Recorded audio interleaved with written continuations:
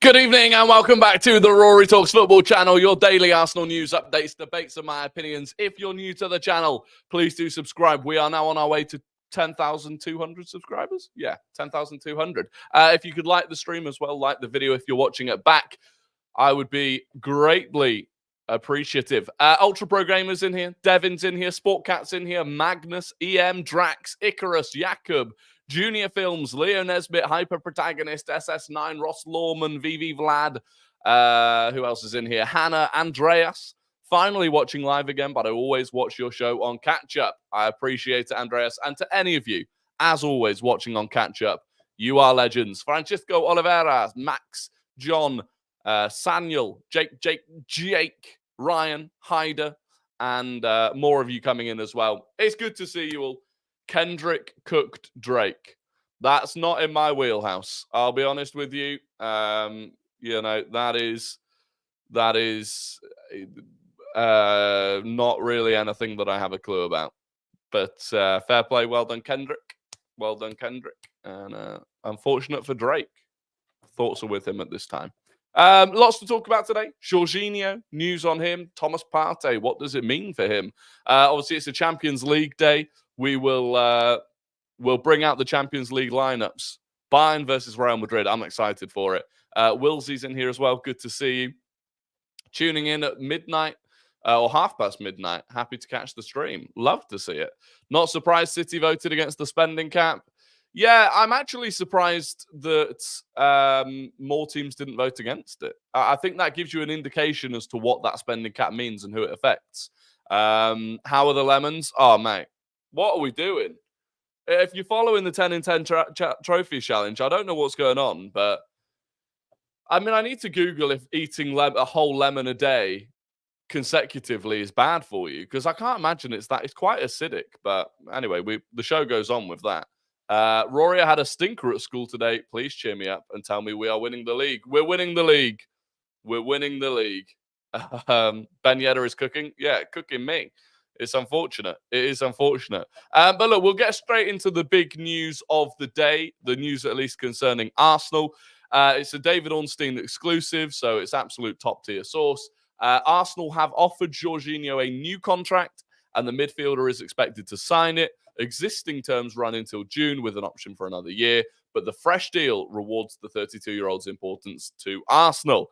And then within that article, he said Edu and Edu's assistant, Ato, have made a trip to Saudi Arabia last week. Now, that trip wasn't to specifically discuss any particular players, but it was basically to lay the foundations for presumably selling players in the future. You know, it was very much an introductory trip between the key players in Saudi Arabia and Arsenal Football Club. So, you know, that then immediately gets you thinking, well, who's likely to be the Saudi moves? And, you know, Thomas Partey has to be probably the number one.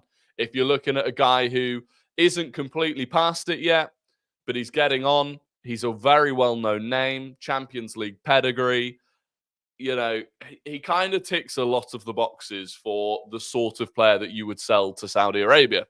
Now, apparently last year he didn't want to move to Saudi Arabia. Last summer, it was something that was considered, but he didn't want it. He wanted to remain in Europe. He still wants to be playing Champions League football. But, you know, another year has gone by. It's been another year in which he's played very little football for Arsenal. Look, it's not his fault that he's been injured, but it's a problem. And, you know, we might see him move on. Now, not that long ago, David Ornstein had said he didn't expect both Jorginho and Partey to stay at Arsenal this summer, So if Jorginho is now about to sign a new contract, well, by process of elimination, that leaves Thomas Partey leaving. If neither of them leave, you know, does one of them have to leave, really, for us to bring in another midfielder anyway? Partey will be such an expensive replacement, such a quality player. I agree, but I think that's where we're going to spend the money. Whether it's Frankie de Jong, Joshua Kimmich, Douglas Luiz, you know, whoever it is that we go out and get, I do think that's where that money would go. Stay away from Gabri Vega, clearly a mercenary goal chaser. Yeah, I don't want to go anywhere near Gabri Vega. Smash the like button, please, guys. Help this great channel. Wilsey, I appreciate it. And yeah, if you could just take 2 seconds, to just like the video. Scroll down, click the like button. If you're watching on mobile, just close the chat. The like button will be there. Click the thumbs up, and we'll move on with the stream. But I do appreciate it. I think signed De Jong this summer, and we have Rice, De Jong, Partey, and Georgie. And next summer, Jorginho and Partey leave, and we sign Luiz. So midfield for 25-26 would be Rice, Luiz, De Jong, and Nwaneri fighting for 6 and 8. That, for me, would be very nice. Don't get me wrong. You know, if you weren't relying on Thomas Partey to start, that would be very nice. Do I see it happening? I'm not sure. But it'd be great. Out of all of the teams about to face City, who do you think will do us a favour? The thing is, right, there are genuine... We'll bring it up again. We will bring it up again. There are genuine reasons to believe that any of these teams could turn up against Man City. So Wolves, right? Wolves have been in poor form. They just beat Luton. They'd been in poor form, but they had been dealing with injuries. Those injuries are beginning to settle down. So now they've got the midfield of Lamina and Gomez back. They've got Cunha back. They've got Hwang back. They've got Ait-Nouri. So the injuries are dying down. They're fighting for top 10. There's a big motivation for Gary O'Neill to want to beat Bournemouth, and they're very close. But obviously, we play Bournemouth this weekend. So you could argue, and you know, again, Wolves' style of play is kind of good. Against, it's a good matchup, should I say, against Man City. So you could argue that Wolves will do it. And I think, was it Wolves that already beat Man City this season? Or am I thinking about last season? Did Wolves beat Man City? Yeah, Wolves already beat Man City this season. So, I mean, what was the lineup when they did that? They have Neto. Other than that, it's going to be pretty much the same. I don't think they'll have Kilman either. So, you know, there's a reason to believe that they could do it, right? Fulham away. Lunchtime kickoff. Fulham are kind of hit and miss. Possible. You know, they've not been in the best form, but you never know. Then they've got Tottenham away. Look, if Tottenham are still in the hunt for Champions League football, crazier things have happened. Final day of the season at home to West Ham, probably not going to happen.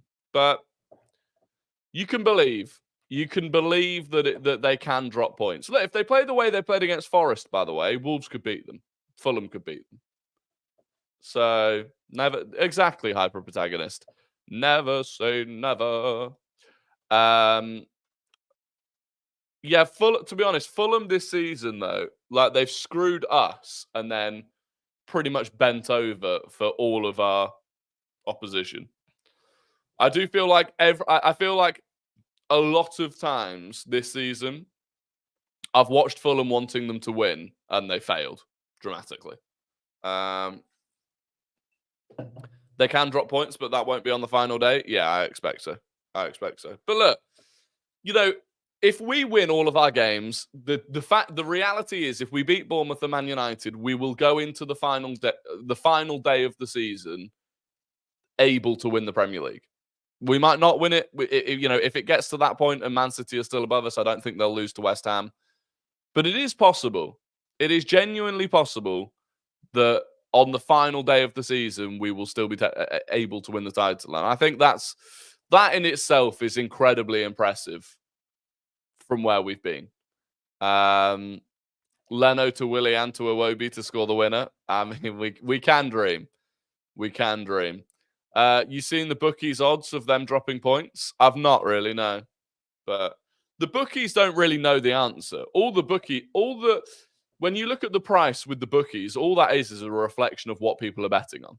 So I'll never understand how we dropped points against Fulham at home when they were down to 10 men and we were leading. Yeah, that was poor. That was one of the biggest mistakes of the season in terms of dropping points from that position. No one is getting a guard of honor this season. No, probably not. There probably won't be a guard of honor this season unless we fumble. We can't sleep on Bournemouth. They are quality right now. They are. Look, people genuinely, right? People laughed when I said I'm more worried about Bournemouth than I am against Man United away. Bournemouth, since November the 1st, would be 5th in the table based on form. And that's a long time since November the 1st. So realistically, based on form, this is a game that is of similar difficulty to Tottenham or Aston Villa. Like, I know it doesn't feel like it is because it's Bournemouth, but it genuinely is. Rory, can you give us your assessment of our left-back situation? I don't think we addressed the left-back situation this summer. I think this summer we've got other positions that we have to prioritize with. I don't think we go for a left back. Maybe we get a centre back that can play at left back again. But for me, Jorginho Timber will be starting at left back next season. The majority of next season, I think Jorginho Timber will be our left back. Who do you want to pass tonight? I actually want Bayern Munich to win. I would really like a Bayern Munich Borussia Dortmund final. I think that would be quite cool. Plus, if Bayern win the Champions League, we can run the narrative that we got knocked out by the Champions League winners. Getting knocked out, if you get knocked out of a competition by the team that eventually wins it, it doesn't feel as bad. What's up, Rory? Did you see Rashford runners? I don't know. Do you mean rumours? Apparently, Man United want upwards of 70 million for him, which for me is a no. For me, it's a no. I believe we need another CDM and CM and a versatile winger. We do. The pool documentary is going to be jokes. You know they haven't even agreed who's going to have the Liverpool documentary yet. So they've been filming Liverpool all season to do one of those documentaries, and they've not actually agreed which streaming service is going to get it. I think it'll do numbers. I do think it'll do big numbers. So we'll see. Rashford for less than 60. More than that, forget it. Yeah, I agree. Is my account hacked? Ultra Pro Gamer is struggling again. I don't know, Ultra Pro Gamer. What message do you think is not yours? Because the thing is, if someone's pretending to be you, like they're not saying anything silly or anything, so I don't really understand. Thoughts on the futures of Eddie Smith-Rowe and Reece Nelson? Love them, but may have to move on. Eddie and Reece Nelson definitely leave, I think. Smith-Rowe is the one that maybe stays. Eddie's definitely gone. And Nketiah for Rashford? Oh my God, can you imagine? Can you imagine the United fans having to deal with Eddie and Nketiah going to their club? They'd hate it. No, I think if I had to make predictions, Reece Nelson to to Brighton. Reece Nelson goes to Brighton and he replaces Ansu Fati. Reece Nelson goes to Brighton, replaces Ansu Fati. Eddie Nketiah goes to Brentford, replaces Ivan Toney. That's my feeling on those two. Might be AI. I'm getting scared. I've honestly got no idea. Wilsey said he found the culprit. Wilsey, you can just ban them. If you've genuinely found the culprit, just ban them. If Invert the Wing is a Spurs fan, there's some more. Look, if you want to keep up to date on Invert the Wing today, we're 2 days on, and the head loss is still there. Today, he's still complaining about Ben White. So someone uploaded a compilation of Ben White shithousery, and Invert the Wing quoted it with, "Cheating is not shithousery," because apparently Ben White's a cheat. He's also, he's literally just tweeted a minute ago, Out of all the decisions, so PGMOL tweeted about the decisions over this weekend because there's a new mic'd up with Howard Webb.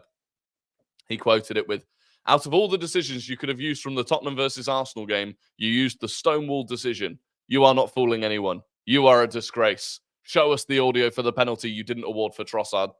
We're not foolish. It is funny. He's just still lost his head. He has still lost his head. Bless him. Bless him. Rory, I hid them, but not sure if that's a ban. It'll do. It'll do. I forgot we also had a goal taken for offside. Do you know what, right? So, the offside disallowed goal that we had? It was offside, don't get me wrong. Martin Odegaard was offside. But he was only slightly offside. And as Havertz is receiving the ball in the box to take a shot, the linesman puts his flag up. Which, it was offside, right? I'm not saying we've been robbed or anything. But it was really weird that the linesman flagged it when it was clearly a big opportunity for us to score, given that Kai Havertz literally did score it. It was bizarre. It was bizarre, but they're just idiots. Go look at the title of the pitch side video today. Mental.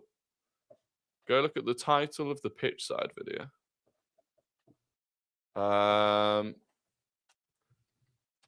What is the title of the pitch side video?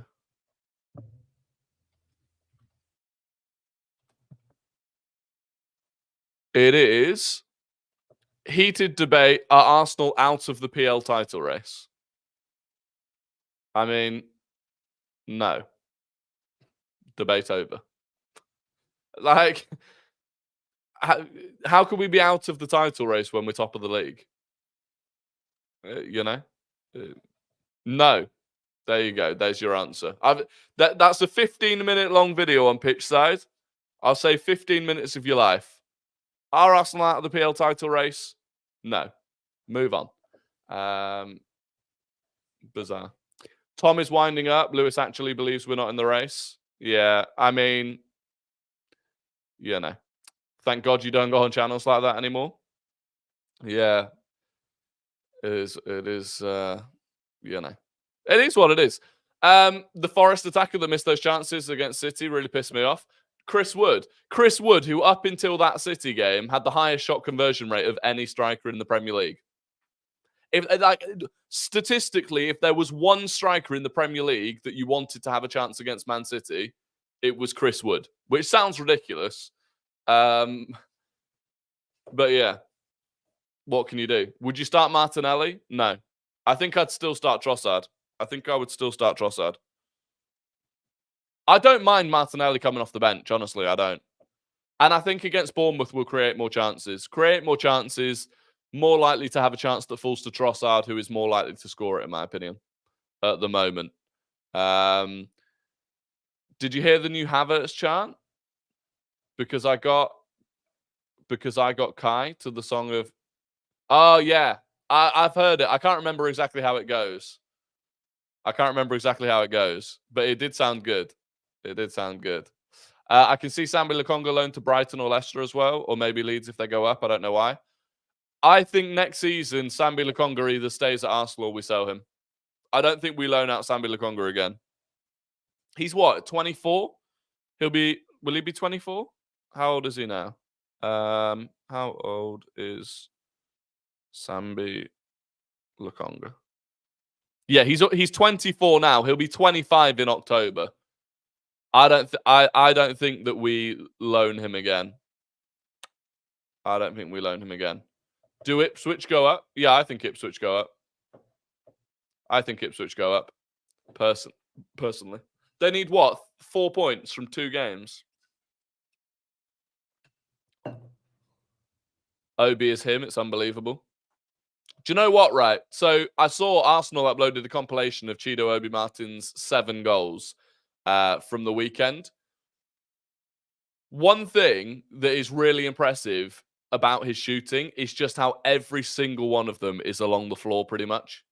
Like, at that sort of age, it's really, really common that strikers try and put everything middle to high height, top bins and stuff. but he doesn't. He goes along the floor, and it's so much more difficult for a keeper to save it when it's on the floor. And he does it every single time. Like, he's a proper finisher. Proper finisher. Chris Wood supports City. No, to be fair, in his defense, I'm pretty sure 12 years ago, when Chris Wood was tweeted City, City, City, I'm fairly sure it was Bristol City that he was tweeting about. Do you think we need to have someone who can play the Ødegaard role? I think it's Fabio Vieira, but whether or not Fabio Vieira is good enough at it is another question. But I think long term that player is Fabio Vieira. This Obi emergence made me think we shouldn't be signing another striker, project striker, e.g. Sesko or Xerxes. Someone at their peak like Tony might be the answer. What about someone like Victor Gyökeres? What about someone like Victor Gyökeres? He's in his prime. He's a late bloomer, but he's hitting his prime. He's the perfect one. He turns 26 this summer. So he's a decade older than Chido. That's perfect. That's perfect. Bruno G, Sesko, Nico Williams, and Diamande, perfect summer. Gyökeres, Kimmich, Diamande,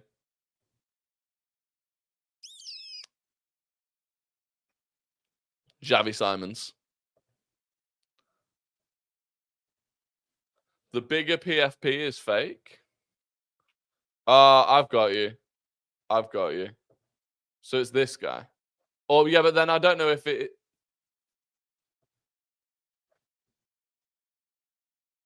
He's in timeout. He's been timed out. The fake one's been timed out. Who do you think gets sixth and seventh? It's going to... Do you know what? It's actually super interesting. You know, I don't understand why people think that the Premier League this season is boring. I truly don't know why people think the Premier League this season is boring. Like, if you look at the table, right?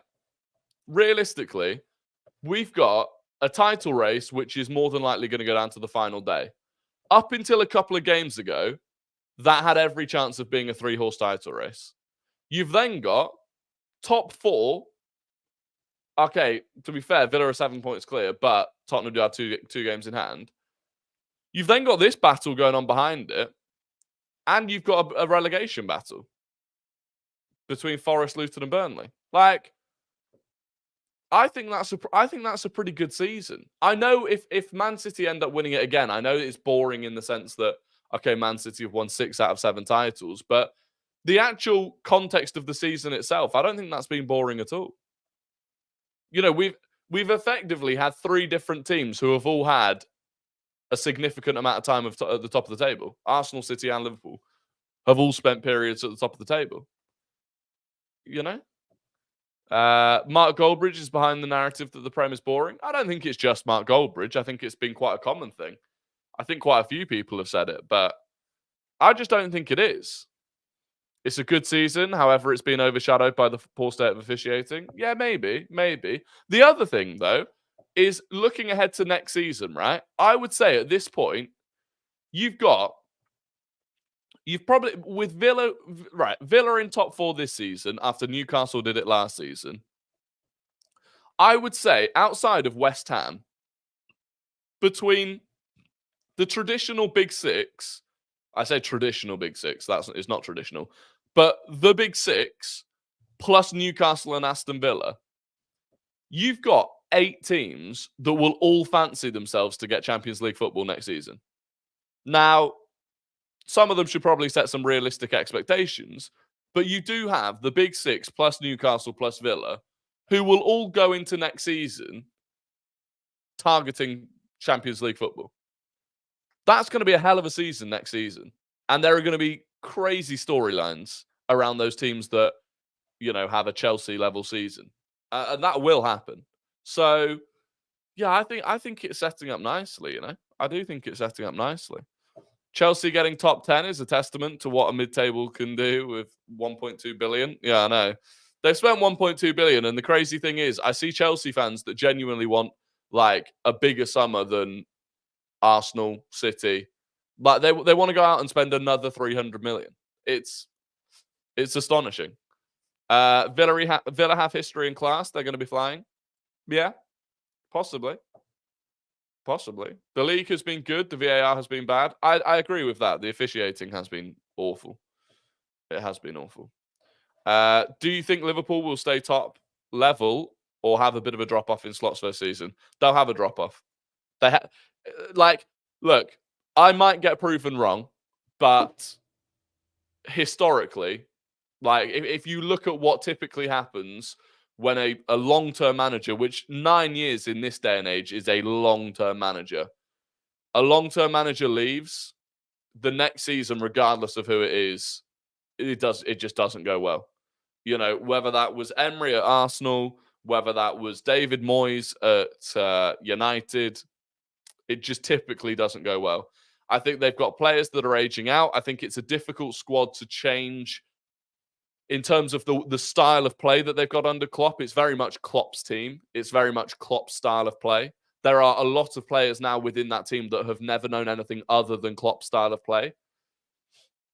You know, it's going to be difficult. It's going to be difficult.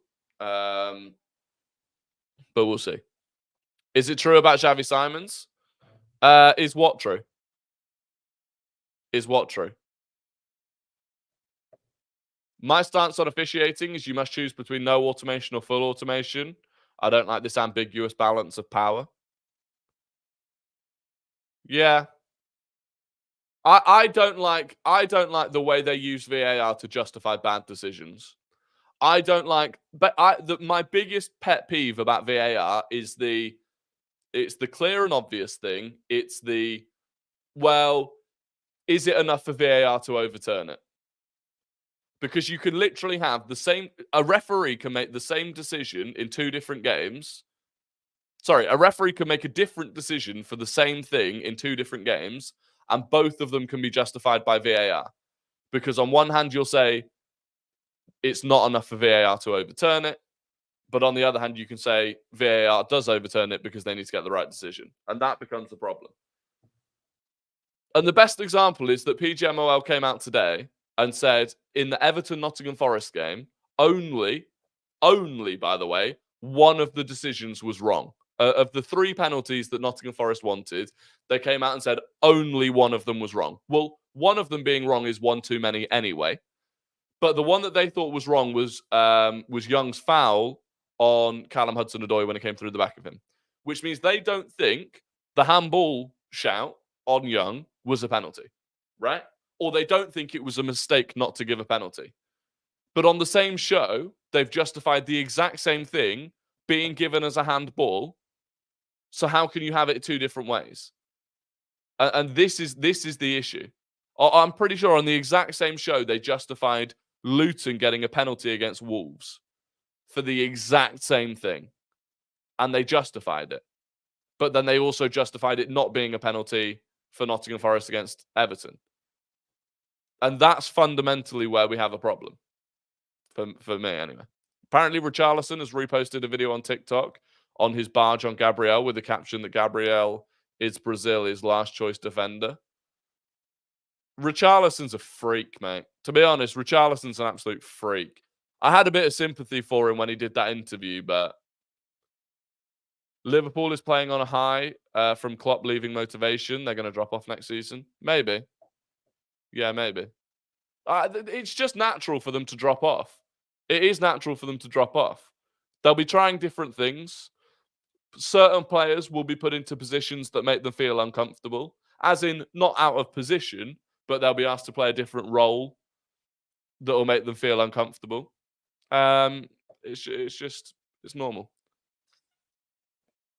Do you think Osimhen is still on Arsenal's radar? Do you know what? I really haven't heard Osimhen links to anyone in a while. You know, when we talk about other names that are going round, when was the last time you saw an Osimhen link to the Premier League?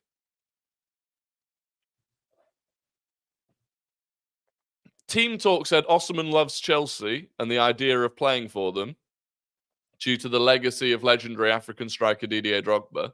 But again, that's not a link, really. It sounds like Chelsea are like number one, but I'm not sure Chelsea can afford it. So we'll see. We'll see. Pretty sure he's going to PSG. Yeah, mainly. I did see that PSG are no longer interested in Rashford. Apparently, PSG are no longer interested in Rashford. So we'll see. We'll see. Are the lineups out? Yes, the lineups will be out. Let me show you. Let me show you. Let me show you. So, Bayern Munich, Neuer in goal, Joshua Kimmich, Kim Min-jae, Eric Dyer, Mazraoui at left back, Lima and Goretzka, Thomas Muller, Leroy Sané, Musiala, and Harry Kane. See, that is interesting, right? That is interesting because Tuchel did everything he could not to have Thomas Muller play against Arsenal. He's also gone for Kim Min-jae. It's interesting. Although, De Ligt is injured. De Ligt is injured. Maybe that's why then. Where's Serge Gnabry? Where's Serge Gnabry? I swear Thomas Tuchel literally did an interview where he said that Serge Gnabry was going to score against Real Madrid. He was like, I don't know how. I can't explain it, but Serge Gnabry's going to score. Oh, he's on the bench. Oh, he is on the bench. Okay, so the starting lineup is correct, but it doesn't have the bench done properly. Anyway, the Real Madrid team, Lunin in goal, Vasquez, Rudiger, Nacho Fernandez, Ferland Mendy, Fede Valverde, Tchouaméni, Toni Kroos, Rodrigo, Jude Bellingham, and Vinicius Junior. Oh no, I did just scroll past him. Yeah, don't mind me. I'm just a donkey. Do you understand now why I keep needing to get VAR checked on flipping? This is why I need to get VAR checked every time. I have zero ability to read things as I'm scrolling. Just an absolute donkey. Do you know what? I honestly think Bayern win this game. I really think Bayern win this game. I just feel like, I mean, they're at home, which is obviously an advantage, but I got a feeling. Just got a feeling. We'll see. Madrid could literally put their players out in reverse formation and make it work. What stadium is it at? At the Allianz. It's at the Allianz. Tell you what, another big game tonight. Coventry versus Ipswich. Big game. Big game. Pretty much, if Ipswich win, all they need to do is get a draw on the final day. But equally, no, Coventry can't even get into the playoff positions now. So, big night for Ipswich. Big night for Ipswich. Anyway, it is time for Guess the Gooner, the game where I give you 5 clues about an ex or current Arsenal player, and you have to guess who that player is in the chat. First person to get it right wins the immense pride and respect of the Rory Talks Football community. And we are starting now. Clue number 1. This player is 35 years old. This player is 35 years old. Clue number 2. They joined Arsenal in 2006. They joined Arsenal in 2006. Clue number 3. They played 397 games for Arsenal, winning 3 FA Cups along the way. They played 397 games for Arsenal, winning 3 FA Cups along the way. Clue number 4, they made 47 appearances for England. They made 47 appearances for England. And clue number 5, they both began their career and retired at Southampton. They both began their career and retired at Southampton. So there you go. Those are the 5 clues. Who got it first? Dun, dun, dun, dun, dun, dun, dun, dun, dun. I'm going to need people to VAR check me. See, I am... Honestly, if I get this wrong, I'm just going to be so annoyed. Right. No one said it. No one said it. No one said it. No one said it. No one said it. No one said it. No one said it. No one said it. No one said it. Lots of shouts for Arteta. Giroud. Fabregas. Here we go. The winner is Jake. with Theo Walcott, and I am certain that is the winner. Congratulations to Jake for winning. Second was James Bidder. Third was Beast Destroyer. Fourth was Hyper Protagonist. And fifth was CM. So there you go. Congratulations. Congratulations to Jake. And I think you'll find, yeah, there we go. VAR. Good process, boys. You'll love to see it. Goal awarded. OMG, I am finally on a live stream. Crazy. Cesar, it is good to see you. And now it's time for Guess the Non-Gooner. I will give you the entire career path of a player who does not and has not played for Arsenal. You have to guess who that player is. First person to get it right in the chat wins the immense pride and respect of the Rory Talks Football community, but not as much respect as Jake currently has. All right, so Guess the Non-Gooner started their career at RS Football. They started their career at RS Football. They went to Juventude. They went to FC Porto. They went to Dinamo Moscow. They went on loan to Fluminense. They then went permanently to Fluminense. They then went to AC Milan. They then went to Paris Saint-Germain. They then went to Chelsea. So RS Football, Juventude, Porto, Dinamo Moscow, Fluminense on loan, Fluminense permanently, AC Milan, Paris Saint-Germain, and Chelsea. I feel like it didn't get easy until the very end there. Early on, that was quite a difficult one. Lots of people were saying Hulk. Pepe, Moutinho. Okay. Right then. Who got it first? And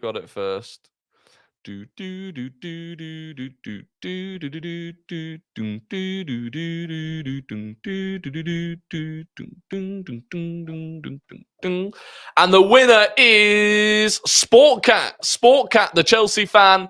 It is indeed Thiago Silva. Sportcat got it first. Congratulations to Sportcat. MM was second. Jake was third. Hyper Protagonist was fourth. And Devin was fifth. So there you go. Congratulations to Sportcat. There you go. It paid off being a Chelsea fan. He knows his own players. Is this because he announced he is leaving Chelsea? Yeah. Listen, if you'd been switched on, you might have guessed a player that was in the news today, because it happens quite a lot that I have no inspiration for Guess the Non-Gooner, and so I just picked someone that I remember reading about in the day. What a performance for Jake today. I request a VAR check. I'm second. If you're second, it doesn't really matter. If you were claiming to be first, I'd do a VAR check. But do we sell Partey? I think so. A couple of people mentioned, actually. We'll talk about it. People have talked about the spending cap. The spending cap that is potentially set to come in. And it's more of a spending anchor, is what they're calling it, right? So if you didn't know what it already was, the cap is going to be tied to the lowest broadcast revenue of the team in the Premier League, but it will be about 5 times what that broadcast revenue is. So currently that broadcast revenue of the lowest team in the Premier League is about 100 million. So 5 times that, it will be about 500 million. Now, Arsenal spend under 500 million. Right? And in terms of what that spending is, the spending that it counts is anything that's considered normally in the PSR. So basically, transfer fees, agent fees and intermediaries, and player wages, right? Now, Arsenal are under that limit already. Okay? The 3 teams that are above it, Chelsea are miles above it, Manchester United are above it, and Man City are on the precipice, right? Now, Arsenal probably look at it and go, that rule is more likely to reel Man City in than anything else. Why Aston Villa voted against it, God knows. But if you look at the teams that voted for it, because Villa, Man United, and Man City were the ones that voted against it. Chelsea abstained, which I don't get, because it's going to be, if there's any team that it's going to affect the most, it's Chelsea. So I don't know why they abstained. The other teams, you look at it, it's going to be better for Newcastle. Newcastle will be able to spend far more than they currently can. Everton, it'll be far better for them. Most of the big six, it won't affect. So, and by the way, right, this will massively incentivize raising the broadcast revenue that's given to the lowest teams. Because teams like Man City, Chelsea, United, whoever it is that wants to spend more money, and even the league as a whole, right, will go, okay, if we want to keep spending a ton of money to keep competing with the other leagues in the world, we need that bottom team's revenue, broadcast revenue, to be as high as possible. If you increase the bottom team's broadcast revenue from 100 million to 150 million, you increase the spending cap from 500 million to 750 million. So it may well be that actually it evens out the broadcast revenue across the league. So, yeah, I think it's sensible. Is that 500 million per year? Yeah, 500 million per year, but that's on everything, right? So, this is Chelsea's predicament currently, right? Let's say that cap is 500 million per year. As it stands, Chelsea's amortization bill per year is 205 million. So before they've even made a transfer, every year they are paying off 205 million on players that they already bought, the players that are already at the club, right? So if you're 500 million, 200 million's gone straight away. Their current wage bill is over 400 million pounds. And if you look online and you Google wage bills, you'll get some that are wage bills based on the basic salary that the players get, right? But it doesn't include all of the bonuses that they get. And Chelsea have got players that get bonuses just for playing. So their total wage bill last season was 400 million. Now, if you do a bit of maths there, you're up to 600 million before you've even made a new signing. And the cap's going to be 500 million. Get around that one. We've got a $5 super chat from Devon. He said, "Hey, Rory, I just got a 13% pay rise at work and wanted to pay you your share since I watch you at work every day. But what are your top 5 fruits?" Well, Devon, first of all, thank you very, very much. Second of all, congratulations on that pay rise. You absolutely love to see it. It's a horrible time at the moment for jobs and for earning and income. So huge congratulations for that. And thirdly, what are my top 5 fruits? I would say banana, strawberry, kiwi, orange, and raspberry. No, blueberry. That's the top 5. 27 away from 100 likes. Yeah, if you could like the stream, obviously we are about to wrap it up, but lemon is rapidly becoming my arch nemesis of a fruit. I never thought I'd have an arch nemesis fruit. Really didn't think I'd ever have an arch nemesis fruit. But lemon is rapidly becoming it. Apple is up there, surely. I like an apple juice, to be honest, and this might sound ridiculous, but I really just find it too much of an effort to eat an apple. Mango. I do like mango, but I don't eat them much. So England is done for in Europe? No. If you look across Europe, I'm fairly sure Real Madrid and Barcelona are probably the only 2 other teams, maybe PSG, that spend more than 500 million. So, like, Bayern Munich don't spend more than 500 million. Dortmund don't. None of the Italian clubs do. So, this is the thing. People think it's going to make us less competitive in Europe. It really won't. Apples are mid. Lemon is mint, mate. Not sure why you dislike it. Oh, no. Traditionally, no issue with lemon. But tomorrow, I'll be eating an entire raw lemon for the third time in 3 days because of the 10 in 10 trophies challenge. At that point, it loses its appeal a little bit. A cooked apple is really good. Apple pie, could take it or leave it. I'd much prefer like a raspberry cheesecake or a lemon cheesecake or a strawberry cheesecake. I like cheesecake.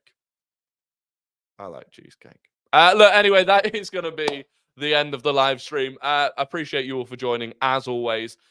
Big game in the Champions League, which I am going to go and enjoy. We'll be back tomorrow, as always, 6:30. If you're not already subscribed, please do subscribe. Smash a like on the video before you jump off. And other than that, I hope you all have an absolutely sensational evening, and I will catch you tomorrow. Goodbye.